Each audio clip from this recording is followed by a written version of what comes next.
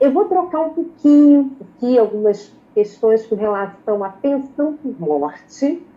Vou tentar ficar ali presa no horário para não falar demais, porque o assunto é um tema que eu gosto muito de abordar. E eu vou fazer um pequeno roteirinho histórico para a gente entender um pouquinho a questão da pensão por morte. A pensão por morte é uma das prestações pagas pelo INSS em respeito à proteção à família. E ela é tão importante, essa prestação, que ela é um dos pilares do direito previdenciário. Para que possa existir qualquer regime de previdência complementar, que são aqueles regimes previdenciários ou privados, ou que o empregador institui, para ele ser reconhecido como tal, ele tem que ter pelo menos uma aposentadoria e uma pensão por morte. Ou seja, ele tem que assegurar o direito à inatividade daquele que contribui e ele tem que assegurar pelo menos uma pensão por morte, que é o benefício que vai dar proteção à família diante de um infortúnio, diante do evento absolutamente incerto da morte, para que aquela família não fique desguarnecida daquela subsistência que é feita por esse segurado falecido. Então, a pensão por morte ela é um elemento de reconhecimento de regimes previdenciários. Tamanha sua importância. Só que, ao longo do tempo, ela foi se tornando, e aí eu já direciono um olhar para a Previdência Social, a nossa Previdência gerida pelo Instituto Nacional de Seguridade Social, INSS, ela foi recebendo um olhar como se ela fosse um vilão de todas as prestações. Por que a pensão por morte ficou recebendo esse olhar negativo dos gestores, dos economistas, dos governantes? Porque, sobre um olhar absolutamente financeiro, era o benefício que o dependente recebia sem maiores exigências, comprovando-se o evento morte do segurado, comprovando a qualidade desse segurado, ou seja, se ele era vinculado à previdência no momento do óbito, e a condição de dependente.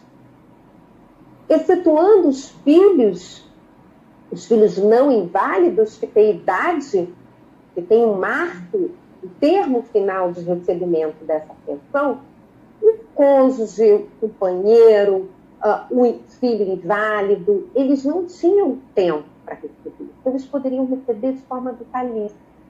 Isso, sobre o olhar financeiro, o olhar econômico, isso era um fator de desequilíbrio da Previdência.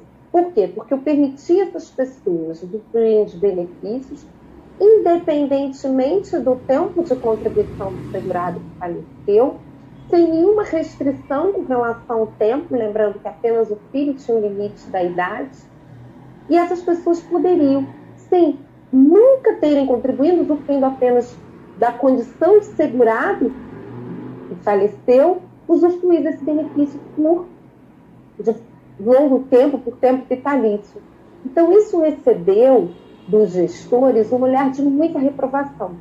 Então, nós começamos a ter movimentos em que a pensão por morte, quanto mais foi se acentuando o déficit de previdência, ela foi recebendo a atenção e foi recebendo medidas provisórias, formas de afunilar o direito à pensão por morte, culminando com a Lei 13.486 de 2019, que fez um outro recorte. Mas, na verdade, esse recorte, é isso que eu quero que vocês consigam perceber, ele vem sendo feito há muito tempo, desde que se percebeu o déficit previdenciário e que uma das grandes torneiras desse déficit previdenciário era a pensão por morte.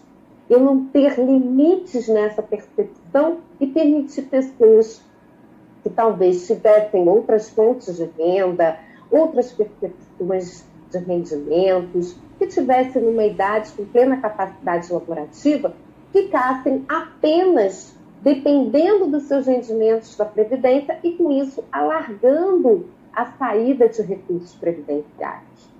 Pois bem, então nós precisamos fazer esse recorte para nós entendermos a evolução que vem sendo feita na parte legislativa quanto a esses limites da percepção da pensão por morte, que é uma prestação continuada, é uma prestação de natureza salarial, ela visa substituir um rendimento. Então, ela tem um poder muito forte na vida das pessoas, mas também tem um peso muito grande na receita previdenciária. Eu não tenho um devido equilíbrio de receber exatamente porque contribuiu, porque, na verdade, quem recebe é o dependente. É claro que eu estou falando de linhas gerais, nós vamos ter algumas exceções, mas esse é o olhar reprovador, digamos assim, que começaram a ser direcionados para a pensão por morte. Então, nós tivemos, eu posso dizer aos senhores, que no meu sentir, o primeiro marco de restrição veio um pouquinho antes da Lei 13.486. Veio com a Lei 13.135 de 2015.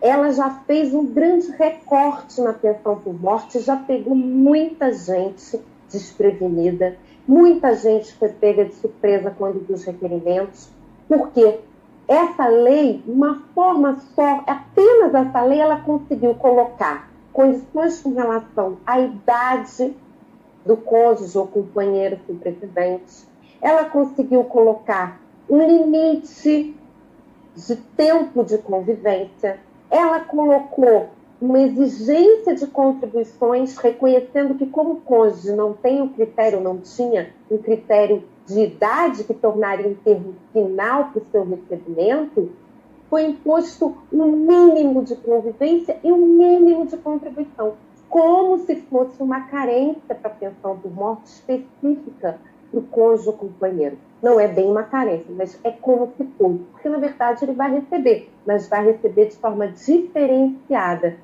Essa lei, ela trouxe estágios com relação à idade do cônjuge, com relação ao tempo de contribuição. Então, ela já começou a fazer ali um grande recorte. Então, nós não podemos deixar de comentar sobre esses recortes. Primeiro recorte que essa lei, falando primeiramente da Lei 13.135 de 2015, foi estabelecer que a pensão por morte ela só seria vitalícia dependendo da idade do cônjuge, quando eu digo cônjuge, companheiro, companheira, que fosse dependente e que a ele fosse reconhecido o direito de pensão por morte. Ela só seria paga de forma vitalícia, ou seja, até a morte desse dependente, quando esse dependente já estivesse numa idade, essa idade não foi aleatória, essa idade foi objeto de um estudo, que é a idade onde o mercado de trabalho costuma ser mais retraído. Que idade foi essa? 44 anos. Então, hoje, para que um cônjuge, companheiro, companheira, na qualidade dependente de um segurado falecido, possa receber a pensão por morte de forma vitalícia, ele tem que estar na data do óbito com 44 anos de idade. E se ele não tiver essa idade, tiver menos, 44 anos, obviamente ou mais, ele garante a percepção vitalícia. Mas se ele não tiver 44 anos, tiver 43 anos e 10 meses, já não vai receber de forma vitalícia. Eu tenho critérios, eu tenho 6 meses, eu tenho 10 anos, eu tenho 15 anos, mas ele não recebe de forma vitalícia. Para vocês terem uma ideia, aquele cônjuge sobrevivente que tiver 21 anos, ele já vai receber por menos de um ano. Então, qual foi a ideia do legislador? Só para a gente não se alongar e nem perder aqui nosso valioso tempo. A ideia do legislador foi, com 21 anos, esse cônjuge, 21, 22 anos, esse cônjuge ele está no auge do mercado de trabalho. Então, ele conseguiria se colocar no mercado de trabalho por um tempo, daí ele ter uma percepção provisória, e por esse tempo ele consegue se alocar e fazer com os seus próprios meios a substituição daqueles rendimentos que eram feitos pelo segurado falecido. Então, vejam que a primeira ideia do legislador foi reconhecer uma capacidade laborativa do cônjuge ou companheiro. É óbvio que ele não fez isso com o dependente filho, Porque o dependente filho, se não inválido, ele já tem um limite, o termo final, que é os seus 21 anos de idade. Então, ele não precisa se preocupar, porque para aquele dependente, eu tenho um termo final. Ele se preocupou com aqueles que estavam até a edição dessa lei recebendo de forma vitalícia. Então, eu tenho um critério com base na faixa etária desse cônjuge, companheiro sobrevivente, e com base nessa faixa etária, ele vai ter uma percepção limitada da pensão por morte. Repetindo, ele só tem a pensão por morte de forma vitalícia se ele, ao tempo do óbito, já constar com 44 anos de idade.